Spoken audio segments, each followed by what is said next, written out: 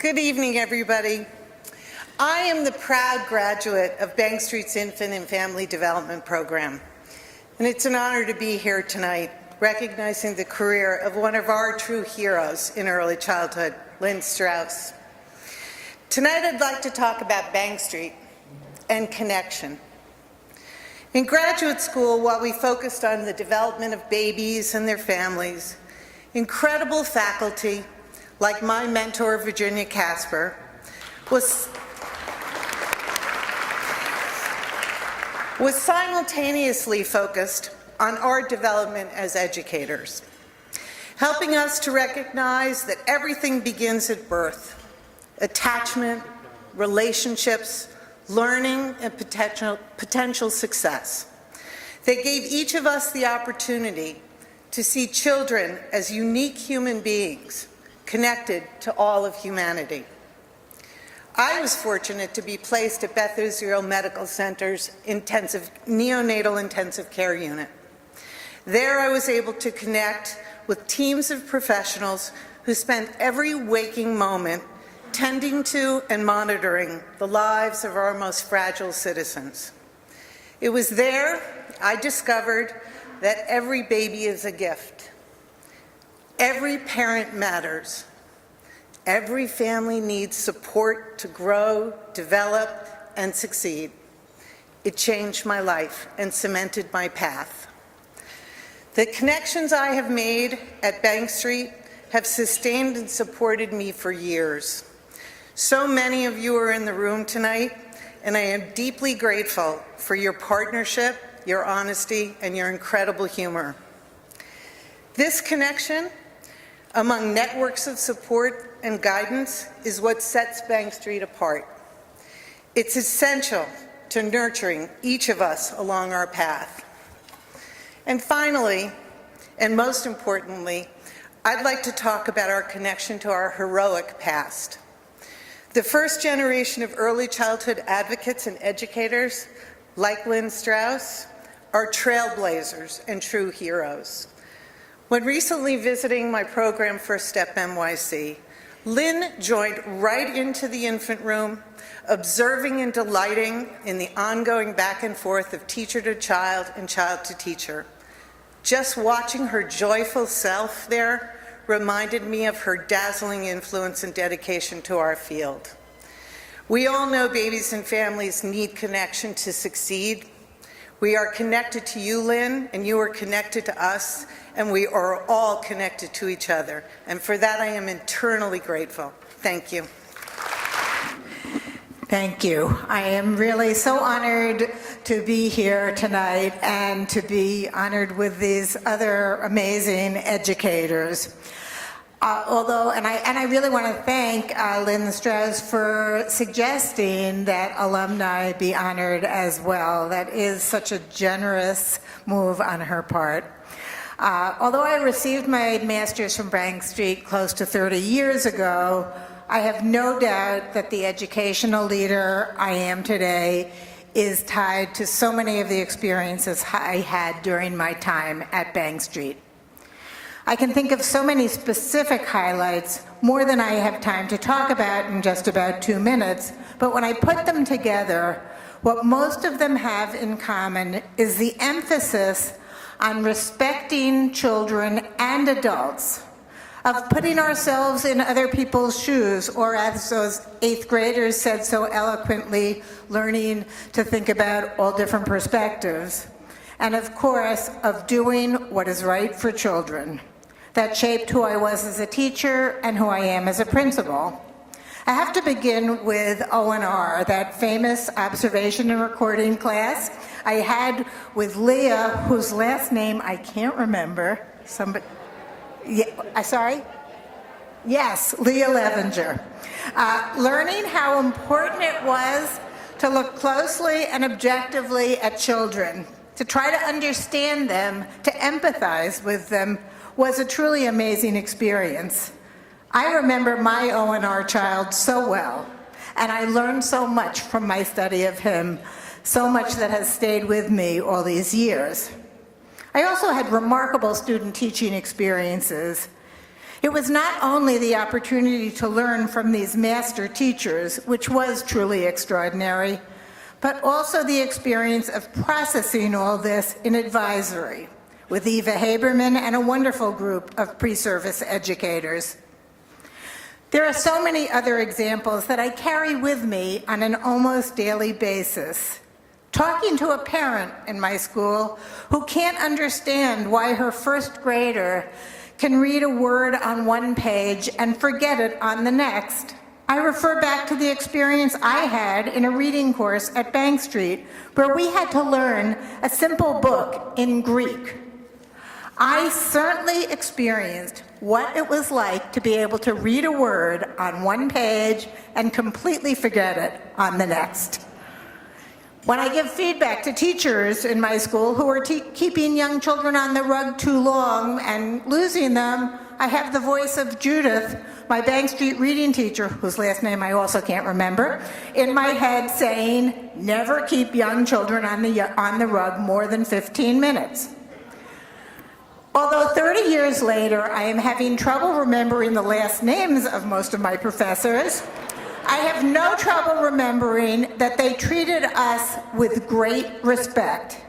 To me, a second career educator who came to Bank Street after spending 13 years as an editor, this was essential. They clearly understood, as did the institution as a whole, that we can't expect teachers to respect children if teachers themselves are not respected.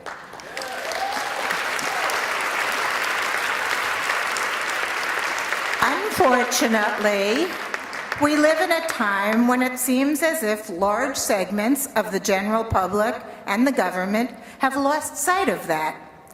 It is a privilege to be principal of PS 321 for 16 years now, a privilege to have had a role in developing a school community with a remarkable group of intellectually curious and passionate teachers, with parents who are willing to fight hard, not only for their own child's education, but for the education of all children. I think that part of my success at PS 321, and as a leader beyond my school, speaking out against policies that harm teachers and children, such as an overemphasis on high-stakes testing, is grounded in the lessons I learned at Bank Street about the importance of respecting children and teachers, of doing what is right for kids. Thank you, Bank Street. Well, first I have to say that it's completely Old Home Week.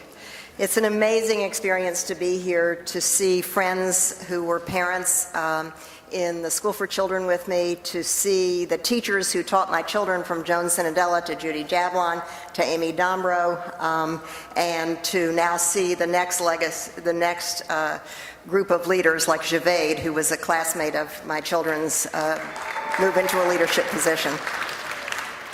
It is so like Lynn Strauss to ask that this celebration honoring her also be focused on the work of Bank Street, its graduates, and their impact on children and families and educators. To say that you, Lynn, have always been an inspiration to me would be putting it really mildly. I have followed your path from Vassar to Bank Street into the early childhood world, and I visited your program in Mamaroneck years ago, and it too was an inspiration to me, as it was to the creation of Head Start and to educators everywhere. It was influential in how I thought about the Family Center at Bank Street during the early years in which I helped to found it and run it. It is also fitting that we are seated under the whale. Now, this whale is probably more important to Bank Street than some of you may know, and I'll tell you why. I happened to answer a telephone call at Bank Street more than 3 decades ago. It was from executives at Channel 13. There was a Department of Education request for proposal. They wanted to do a series on science, math, and new technology to teach that to kids because they didn't think they were learning it enough. We could learn about that. I then represented Bank Street at a follow-up meeting to discuss the possibility of our applying together for this television series, but Channel 13 decided not to go in for it. Well, I happened to write down the name of the person they thought they would hire on my hand during the meeting, Sam Gibbon, and we hired him. So a couple of weeks later, Sam, who had been at Harvard, came down to Bank Street. We actually shared a desk, and we took a walk down to the American Museum of Natural History to figure out what the focus of the show in this series would be. We had a very scary walk through Central Park. That's another story I won't tell you now. But when we actually got to the museum safely, we took one look at this whale, and the rest, as Yolanda said, is history. That is the true story of the beginning of the Voyage of the Mimi, the award-winning television series starring Ben Affleck and others that we did in the 1980s. That's interesting, huh? A little Forrest Gump story for you. Bank Street is so much a part of whom I am. I was a graduate student in the college, I was a teacher in the School for Children, and when I left, I was a member of the faculty of the Research Division. Both of my children and both of my grandchildren have or are currently attending Bank Street. Visit Room 1 in the Family Center if you want to see the most delicious child in the world, my grandson Zay. Okay, no prejudice there. His mom is here. Bank Street, who's a graduate of the first child zero at the Family Center, actually, the first child at the Family Center. Bank Street didn't teach me to ask questions. I really came to Bank Street because of its history of asking questions. But asking questions and then looking for answers through rigorous research is very core to who I am, research to action. What Bank Street did, though, for me, was enable me to be disruptive. Now, as my sister, who is here, will attest, when we were growing up in West Virginia, the word of disruptive would have not been positive. Now its meaning in business and technology is actually taken a 360 turn. It means signifying innovations that improve the existing order, typically in unexpected ways. When I look back and when I look ahead, the word disruptive is a word that describes my approach to life and work. When I look at what is and what could be, I always strive for what could be, which is very attributable to Bank Street. As an employed mother, I was very unhappy about the quality of childcare that I was finding for my very young children. I wanted to start an infant-toddler program at Bank Street for my children. The then president of Bank Street, Jack Niemeyer, was skeptical. He said, "How do you know what infant-toddler daycare will do to the brains of young children?" And of course, as a parent, that was a terrifying thought. So, in response, I co-conducted a study funded by the Ford Foundation on exemplary child care in the United States, and with Bill Hooks co-authored a book, The New Extended Family, that looked at exemplary child care across the country. And then looked at the research. We had a study group at Bank Street that looked at the research on infant-toddler care, and we used that to found the Family Center, turning research to action. I was a player in many of the efforts to improve the quality of childcare, from conducting studies that showed what works and what doesn't work in communities, and to turn our research into action. And like Ann Mitchell, who's here, was elected president of the National Association for the Education of Young Children, which I think is pretty amazing that we have a couple of Bank Street people who are president of the National Association of the Education of Young Children. And while I was there, we spearheaded the, I think so too. Yay, Ann. And while I was at NAYC, we spearheaded the passage of the Child Care and Development Block Grant, which is the only in the major legislation on child care. And we have continued to do research about efforts to improve the quality of young children and their learning. As a parent, I felt that the research on adult development neglected parents. It was all about your relationships or your work. It left out being a parent. So I studied and wrote the first book on parent development, and continue to use that work in all of my work, that research in all of my work today.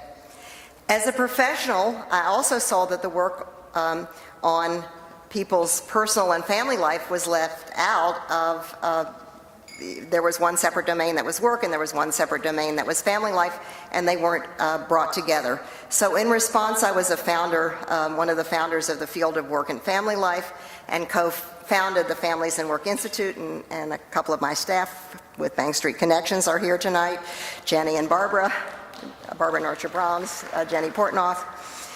We dared to dream, and as a result, we created and conduct the most comprehensive study of the U.S. workforce that's done in this country. We also conduct the most comprehensive study of the U.S. workplace. And we created a program, When Work Works, that takes this research and turns it to action in more than 5,000 workplaces across the country. But despite the very best efforts of so many of us in supporting children and families, there is so much more that needs to happen. I could see that not only are young people dropping out of school, but they're dropping out of learning. I saw that lessons from neuroscience and cognitive science could be applied to this problem. So in response, I have spent the last 15 years interviewing and filming the very best research on children's learning.